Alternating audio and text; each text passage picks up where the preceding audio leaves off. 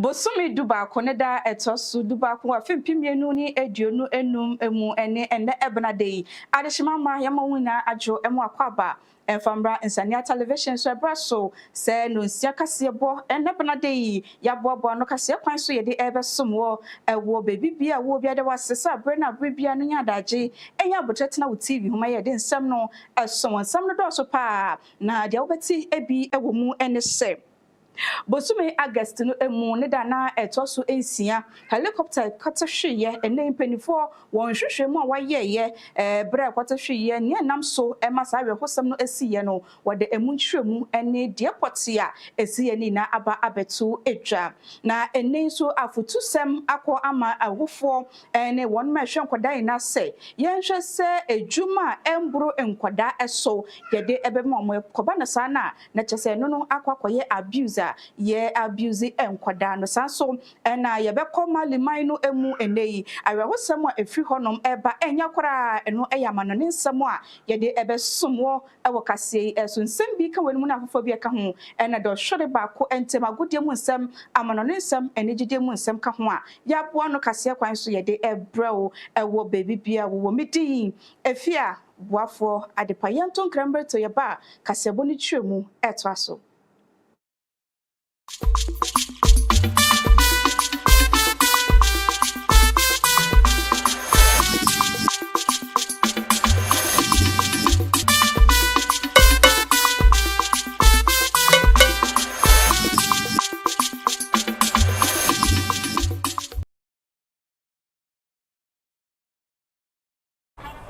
The heat is everywhere. We are all tired and drained. Our faces are weary. The day feels endless. Life feels heavy.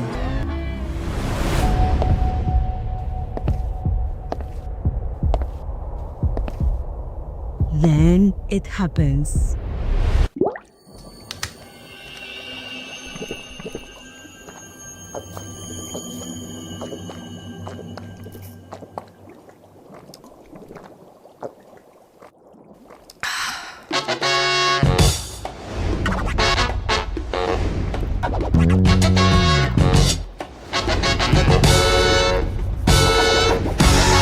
In a world that never stops, discover the refreshment that wakes you up. One sip and everything changes. Wake up with pure hydration. This is Aquawella. Great taste, truly satisfying.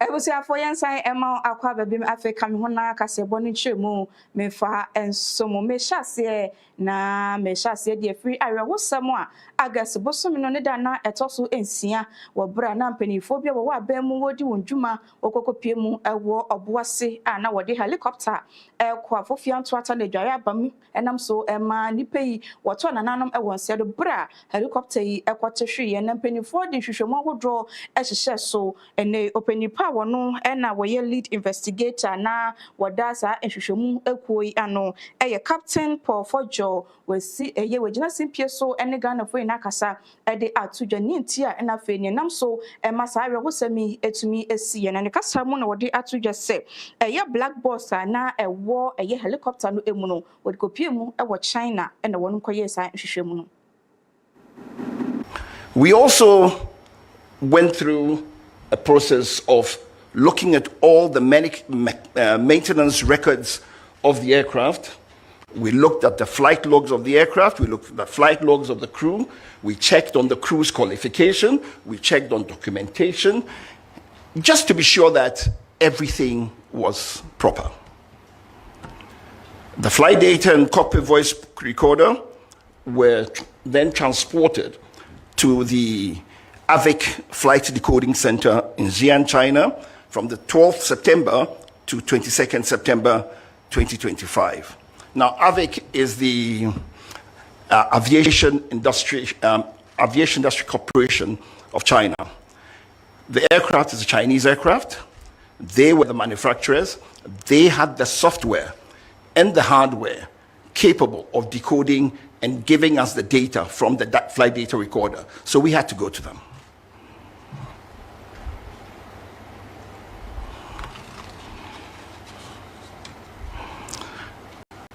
We also decided, as is normal with investigations, to look at the human factors and operational information. We looked at the medical and psychological records of the flight crew. Interviews were conducted with pilots, engineers, superiors, to assess the crew's proficiency, training history, and operational culture. We also actually interviewed their families and so on. We left no stone unturned. Yetwa kase bono so na egusu ginemu ewo awerehosami emu na Captain Paul Fojo esan editu dwa na wotwemu se ansa na helicopter no ebetu na akọ oboase no woye nhwehwemu eba no apomuden ho nsem na afi wonoma ewo eye helicopter no emu se ye captain co-pilot na afi technician a wodi wodwuma ewo helicopter no wo se efidi ahodo wode wonum femu na afi ayarehwe na wo hwe se wapomuden no esiso anase gina so wose woye ni na wie wo hu se wo wahoden a wo betumi edi ekọ akwantuo no. To further rule out any potential human causes, we examined the medical and psychological records of the crew. A review of the medical and personal records revealed no known medical or psychological conditions in the captain, co-pilot, or technician at the time of flight. All three were described by witnesses as calm, prepared, and professional during the pre-flight activities. Fatigue or medication was not considered to have materially affected their performance on the day of flight.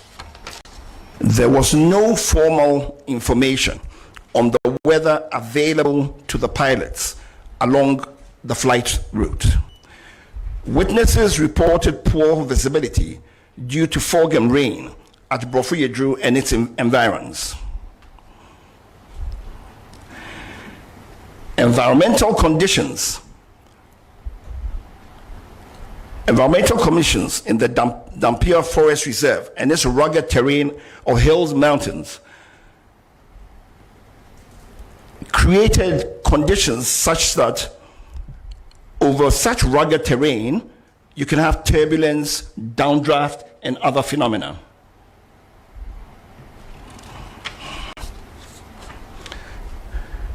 Now, to look at this is what we're talking about.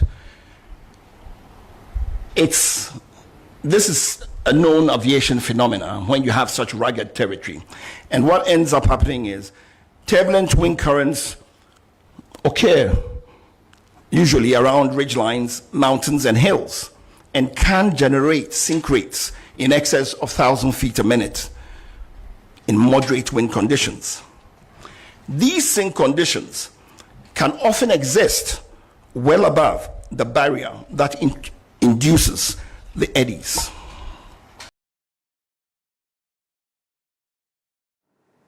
Wasa arehosemi ahu ena Ghana fo binom egika se bia na captain no a wotwi ewemhye no sabre no na bia na wabre entehu benya se obegina home anase bibi anase bia na wo tonko sanse ne dwumadie dɔso ni nti na wabre nanu ena Captain Paul Fojo a wo ye lead investigator wasan editu dwa wo twem se dabi ansa na ewemhye no kwa na betu no wo ma wonom age wa home eye 24 hours ansana wo makwan ama ewemhye no etu. On the 2nd of August, they came from their base in Takrady to Accra. It was a Medivac flight, 1 hour long. On the 3rd of August, the following day, they did a flight from Accra to Cape Coast back to Accra, 1 hour, 20 minutes. It was also a medical evacuation flight, Medivac. On the 4th, they were tasked to go fly Accra to Salman, back to Accra. That was a 2 hour 30 flight. That was a bullion flight, cargo flight. On the 5th of August, they rested. Now, it helps to say here that in Ghana Air Force, there are flying limitations for the crew. You have 10 hours per week maximum, 62 hours maximum per month. Before flight, it's also accepted that if you've had a rest of 8 hours, you've had enough rest and you can go to work. They had in excess of 24 hours rest.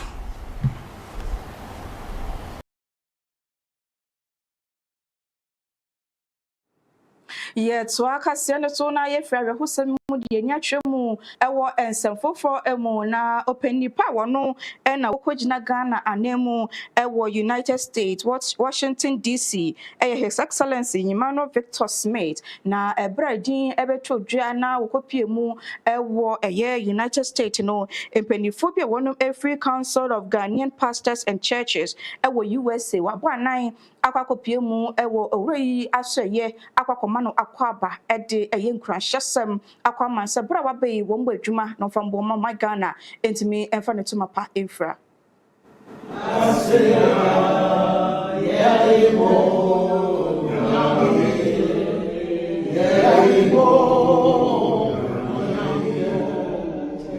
On behalf of the Council of Ghanaian Pastors and Churches, thank you. We want to officially welcome you and your deputy and your new team to the United States of America, and we want to thank God for the collaboration that we have had with the embassy over the years, and we pray that the next years will be fruitful to the praise and glory of the Lord. And on this note, I'd like to hand over to the General Secretary, Pastor James Asedu-Pani, to introduce the delegation. The purpose of our visit here, Your Excellency, is twofold. One, to officially welcome you as COPAC has done over the years. Over the years, whenever there is a new ambassador here in Washington, COPAC, the executives, we organize ourselves to come to officially welcome the ambassador to Washington, because we built a relationship over the years in our Ghanaian community, because we represent the one aspect of the community, which is the religious aspect of it. And so we hold. I've had against some churches, but not everybody. So when I have the opportunity to talk to religious people, I wanted to make this point very clear. People should not be taken advantage of, and that they should be helped to help themselves. The gospel, like I said, must always uplift, not exploit. True faith empowers people. It inspires them to act, to work, and to serve others. Many of us here in this room are firm believers ourselves. We love God and we work hard for Ghana, trusting that through faith and effort, our nation will rise.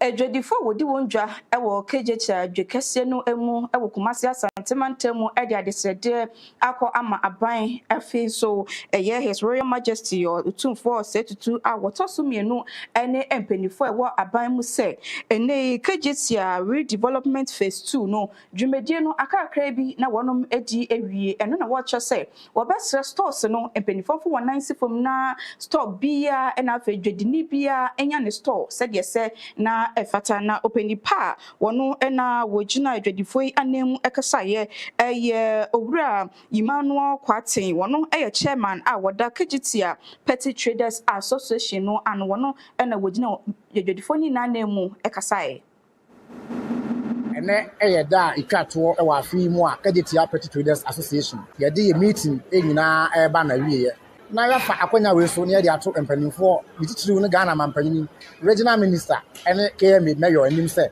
omoda Roma Kajetia Petty Traders Association. In fear Dunie, Breba, Omobe project, Kajetia Central Market Phase 1 project. No, now a Jadifua, you did a Kajetia terminal. So, no question, say, I buy ever to you know, why registration, Emma, GDNA Rishimusi, Dumadiana, ever sign Ababa.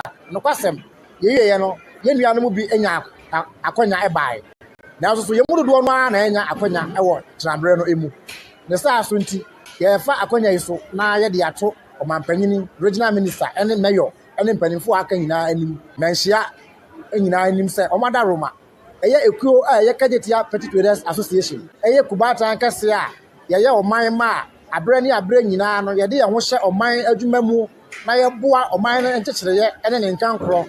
A fan of clean up exercise, I would do any media, I would do aka. Yet me, I just one of my bonfire near Buania and what day is sick. I got a shemuno. Yet a better penny for himself, Madaroma. First 2 years, Mugusoya, LCA, or Muya, or Muncha, Money America Petty Traders Association. The son said, say a share in Yanum, my Yama memo, Yama memo, Wafo, Sabi Musia, a Cranfo, Yanka, single parent, I would wa, or more a drag. This summary, we are one baby answer. Nasabi Kusabi Buru and Quancha and Omutia or Edu Omujuma. You see, Mutim, a year about Mutim, Kaya never Piafa or Moswa. Nothing in Anna and Nadia, Adia, as and Papa. And until the Tumpan informs of Madaroma. Nango Poya, I don't know movie next phase now. Omuncha money, MFA, Equa, Kajetia Petty Traders Association. Now, Mumwa, and my members never been now, any Omujuma Sena, a fata, Sena Baya. Yes, so you bet me another Biatna. Now you contribute to the bois, Sambrano and Cancro and then Chitcher. This I say, yeah, you responsible citizens are. Ya bois or minor and Chitcher and then Cancro and then Nimpuntu in a. And see, I feel about Nana, not the idea to Penifol in himself, or Manaroma, Muncha or money, and Navaja, Kajetia Petty Traders Association. That you met the Bia or Mobedia Bois, I'm not equating members, Nana Babiatna, a do a Mugas and your son, a fatano. Pending for the see I or Sunday or more Edican Ashay Bono. A business I'm reading, you too, you know. You would do one and a baby answer. Do one as I say, as a sa, if you're trash. Now here's a ma, if you're single parent. One more quantity, or more air or more ma, it was school, a Singapore would do any idea, none of you ma, I say. And don't see any idea to a buying any set. O Madaroma, or Muncha money, I'm not a Kajetia Petty Traders Association. This I say, your mind, yes, you are toward the bois or minor and the children and Cancro. National Commission for Civic Education ye twanitia ekano NCCE ende wode kokobo akwama awufo ina se yenhwe se adwuma ebro enkwada na hoden so yenfa nsoa enkwada no ekoba ne sa emma won mapomuden entumi engina ne nai so na bibieni anhwa so bekwai municipal director edema NCCE eye mata opara eto akase ne so. Uma college mana se juma no esi akwala ne school kokwan na se juma na ba be child labor se juma na odi be ma akwala no se hana pomudin a na se juma no aba be child labor se juma no esi akwala ne mofraye ehun kwan na se juma no aba be child labor se juma no esi akwala no ne mpumtu ehun kwan na se juma no ali child labor Ajuma di ma akwala ebe tutu ni mudie ase child labor. Inti ajuma di odi be ma akwala na sa nyema enumi emu ba kokura beba mu no e ma sa ajuma no child labor. Inti se kase child labor. Engaza mo bi emma ne ba emmo no ajuma yemu. Se sa nyema we eni se ajuma ni mu a child labor. On se nyema enuma me bobo so yi. Na se o she one akwala no onya 18 years into year ejuma ankwala no ye age by age according to Ghana yamra no akwala onya 13 years are friend say oye lightweight ejuma nkiti bi ewufi akwala nya 15 years obetumi aye ejuma ba ejuma na ese oye no eni kwai say epura ewu ana ebe ni kwai to assignment enti yenhye nkwala omo eko eyusu pragia ekoso pragia esaiwo bebre na so krampo esi omo school kokwan enti ema na ye child labor enti nkwala ma omo eyi supragia no omo nyina no they are into child labor. And I say, at risk of child labor. Because say, Yansheni year, be of our school, but now about Bechi. Say, Yansheni year, say, and then wa Bechi, or China, Natikana, and a day. Now say, Wajai, the able to say what the motor now for him. I am pusher, said you will take a decision. The view of Benadia now, why you not an inquiry to assign. Inti, Emma, Sandy, man, no me a woman, Emma, a year child labor. Ana Ghana Mranzo Chiresa, unya 21 years, won't mean use commercial vehicle into a no grand Yamra. Ghana, unya 15 years, waiting near Jumama Yetioka. If you say, oh, Pesa Colania Jumana, or they supported me one answer, or supported one, and yet a Julie Plum to say Praga. But waiting national be star, or waiting near. Aye, a Juman kitten kitty dear, and we planning. And yet, prayer can't say dear, so nipper dear baby, they try and say, but a dream of crepra, into a color only 18 years, on Koya Juma was drinking back, because a bit to me, I can a choir of us with Muniama, because never be poor honor, a bit to me affecting the moral. You must swear our phone say. Bianca say, a ma will buy Yajuma, Obano, as a soul boy with his sister, one wawa, oh, Nadio. By your word, a Juma is a say a demarcolano. Now, Yashen, Nymphia, where did you kind? Said the Nymphy, every year, the effort. It's Uncolani, and bit to Yanya, Ebi and Fancy 7 years. Not about who didn't say about him. Into share Acolana Hoarding. Now, 1 man, a Juma, a Kakam. A young year, my young man, Colano, soon near Juma, and check the bray. Ubeko, if you be Mona, I will forgive or what. Nima way you go ni ba when you be 15 years or so. A woman say yes, but do agent. But I don't me at Nima who be 3-4 hours. Well, come to me, sir. On sorry, Crano, none mu a yenia. And yes, I will real after no the consul. Now what you think, now what you change your people back for the whole day. A colana de day, a Juma, sir.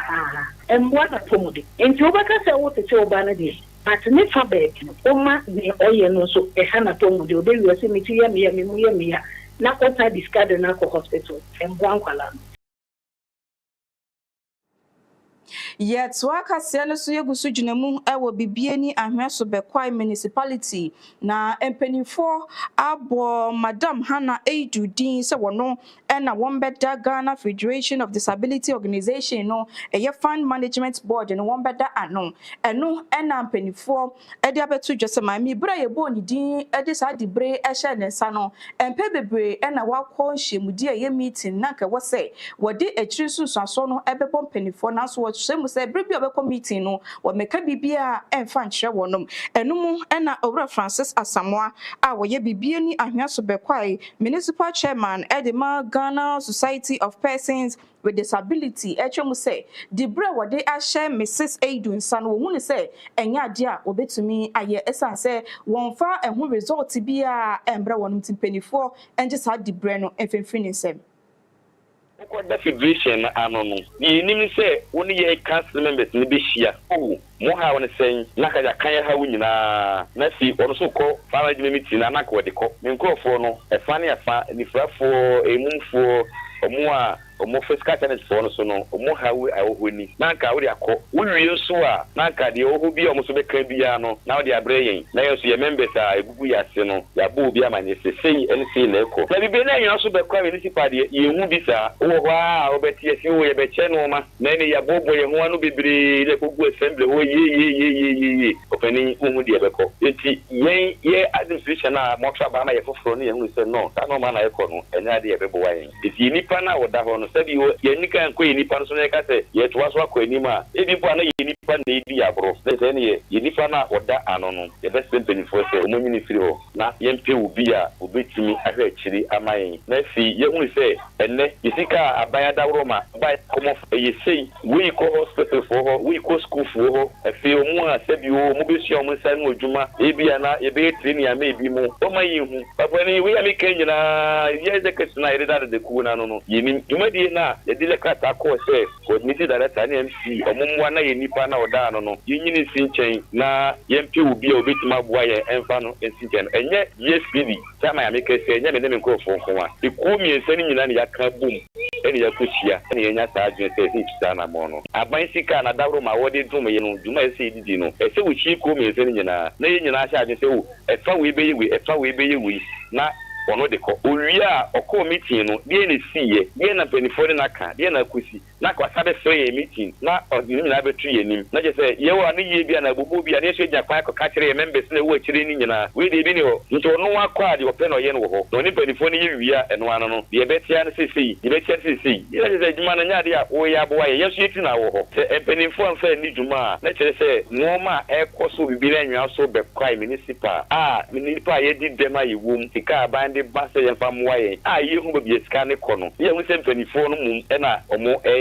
sika ne fa ba bi ti enu kwai fa so ye di bitu wona mo de ya prepare ye bitumi atu abanten ayi demonstration e de tia omo ama Ghana men nyina ehu se bibini atwa so be kwai media ekoso a se di sika eboa adofo a na ye nuanu ma ye di dem no ye de enkoso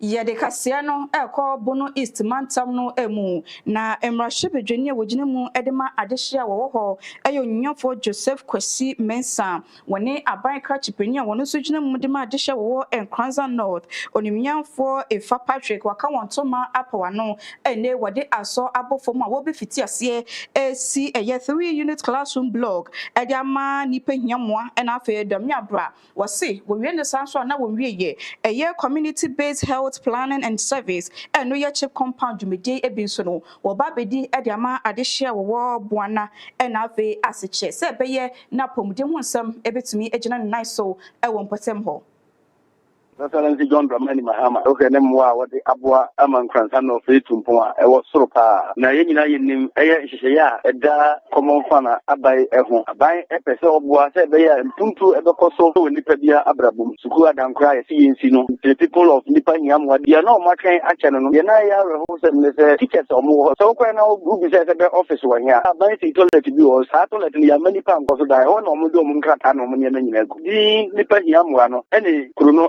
pepe so mu ya mu ankasa ye de aso akwa bobe abusume mako nwotwe na wawie e de amaye yesi school dan kra mako yensa stock changing rooms abayi wa bunin sa abayi pio wetin no e de ahye mu ewo ho toilet ne niam a ye be ye wo no nyina ye AWC ye fe no water closet no na ye de e ma omo ye ni mi se ni pe nyam no for school dan omo hian school and that is the priority of them first no mu hian light ya ma omo light omo hian school dan no ya say within month enya ni year we are doing all these things for them. They are suburban from BBC, Revenue Classroom Blog, and they are the good people of the Miabra. You are able to show their account at their mom. Who are Pumudine now? What dinner? Who bet me a papa? One check company or Nega Reda and no movies. They are so boffin, Bosman, and I have a contract and the only cheap compound and Fama Buana for such a cheap compound also as if for dining or magia or more issue. And they are such a force to deserve better. Yet they are so able firm. I'm such a cheap compound, so you have here. I give him to my. And also I was saying what you said, I can't pepe. Na no mabo mabaso o se o pebe bi e de ayade bi tete ya ordinary so benya asase no kra na wo di aye na we num de na nanum di mirika and is an indication say e boa mani pa mo won fransa no mpuntu abo mo abrabo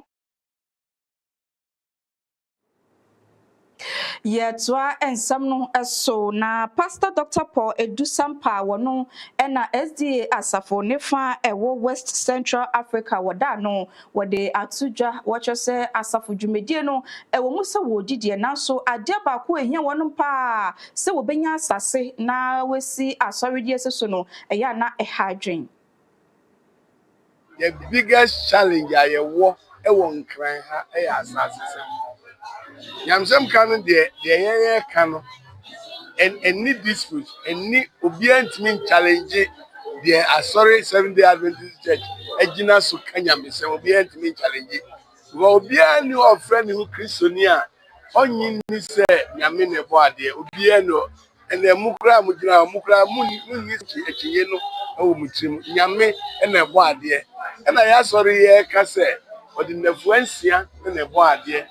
Bible no yanchura Jordan brother ni kweda but theologians awibemu awuso shade base kwesieda eno wie fieda eno home memreda nka home a ye fa ho ben but ono na esanka biemu se monkai saada no a mede home ye no na monfanye no kronkron Leviticus 23 verse 3 say ɛda no momfa nhyia nhyiamu kronkron.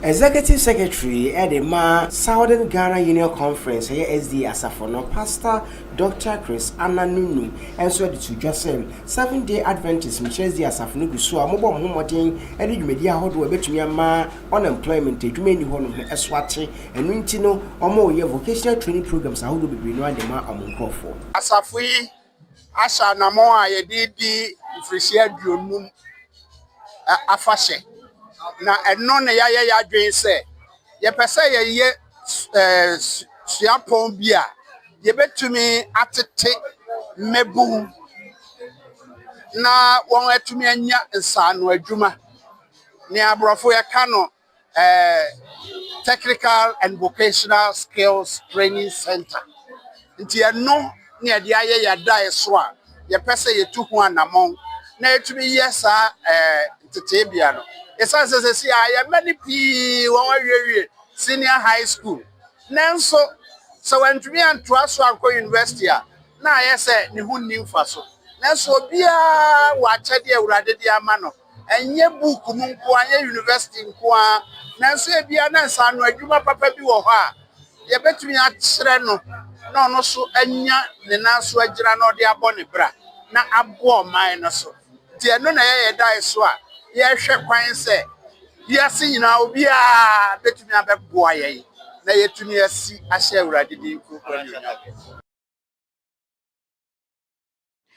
ye kwa Southon wo ye from mantam no emu na adehia wo hawi na ekase wo sese aban ene mpanifu a wokabi ewo mu se wombre won soro aban mu pa esanse wo hwe akwantempon wodro ewo honom afe ensamso bi kura na nkwada no efa so ekopie mu wo school na nina atete apansam eno emmoa emma kwanya bedie entumi enkoso eno ti wo sere empanifo wadaroma wombre mu na womeye kwan no efa mom. When it's rain, maybe we'll absent ourselves or other rivers, we pass some ways before we go. At times we absent, at times we struggle and go to school. We struggle before we go. At times we don't go to school. It's affecting us. Our main problem that we're facing here is when it rains.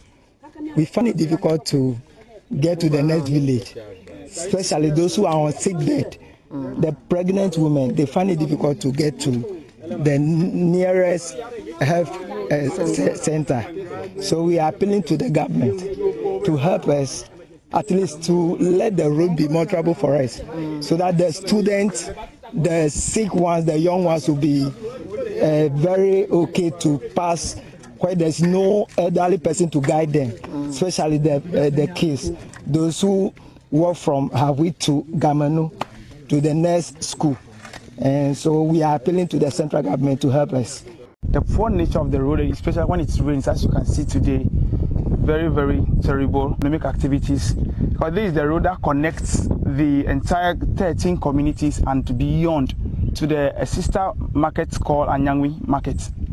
So our mothers, our brothers, everybody plies these routes through to Anyangwi. When it rains or the road gets flooded, most of the kids behind the mud, as you say, finds it difficult to come to school. So it's affecting teaching and learning. Our nurses at the Gamon Health Center, they also trek from to and fro Hawi to give the people health attention. They go for the weighing and health education and whatever the people need there. But due to the poor nature of the road, it's one of the things that probably forced the nurses to even seek a transfer, equally teachers, to leave the community because of the nature of the road.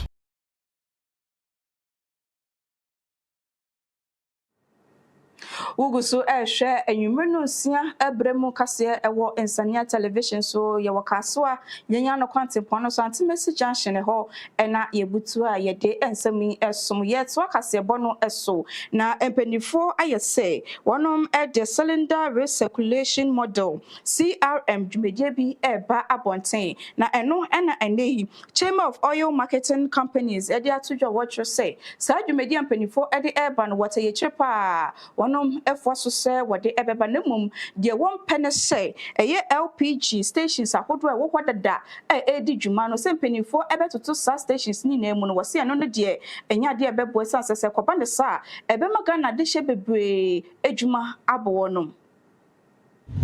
To the hearing of everyone here, that the Chamber of Oil Marketing Companies is not against the introduction of cylinder recirculation model. And I'll say again for emphasis that the Chamber of Oil Marketing Companies is not against the introduction of cylinder recirculation model. What the Chamber is against is a previous attempt to shut down the existing LPG stations, which would eventually shut down existing business. That is what the Chamber is strongly against. Because we believe that you don't introduce a new policy. When you have existing one, you roll that one alongside the existing one, and the two can move hand in hand. So the time that you decide that, look, enough of this or enough of that. Ashafo madaruma ye bejina nsemi so adan ye ho abato ye ba ye de kase no ekọ etwedie eho ensem ye basisia.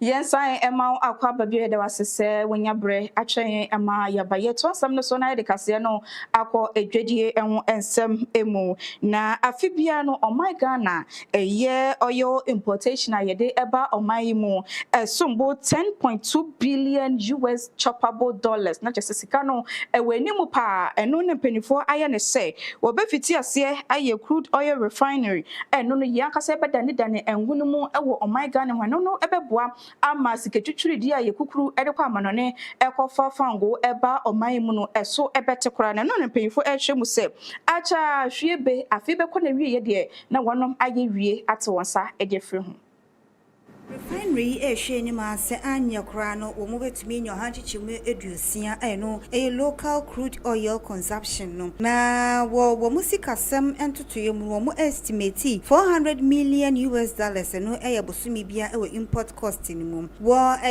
dwumedie ase no ana presidential spokesperson Shamaima Muslim wono echina chief of staff Julius Debra anemu nsem tu dwase we ekamampanyi John Dramani Mahama ne resetting Ghana agenda ebeboa ama economy no dwumedie ne ntotoye etumi akoso toti afenso ochiremu sem refinery yi wo mu resume a obehye ase crude oil no entwa endru afe no ewieye afenso ochiremu sana montu we nyina no sem wo mu ebetumi ate sikasem so no 10.2 billion afibie mu no oil import bill no afenso ma rese sika no betumi ejina bebi ejina na wo mu aboban edi afa forex exchange no ehum wodi atudwa se nyankopon ya adoma na wondwumedie no ehye ase obehwe se wontutue nyina no wombeye ne pepepe na afensu wo mu ahwe hunu se completion milestone nso anya kra no wombetumi akoduru ohamu nchichemu ediokron enwotwe afensu wotwem se tem oil refinery ebehye woni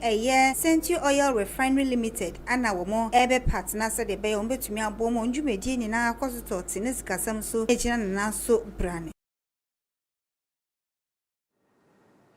wo edwadie kasemu enso no ye kɔ eyefo magudie sika kɔkɔ ɛho ensem emu na Global Financial Service openipa wono ɛna wada no ɛyɛ JP Morgan wode atudwa atwremu sɛ sisie sika kɔkɔ ɛyɛ gold no sika be mu pa na wohwɛ ɛyɛ mfie twemu ɛde toto afiwe die no ho a ɛyɛ bo ɛdeda so no emu epagya pa wɔse bra ye bewura afi 2026 no emu no na ons baako ye ton of $5,000.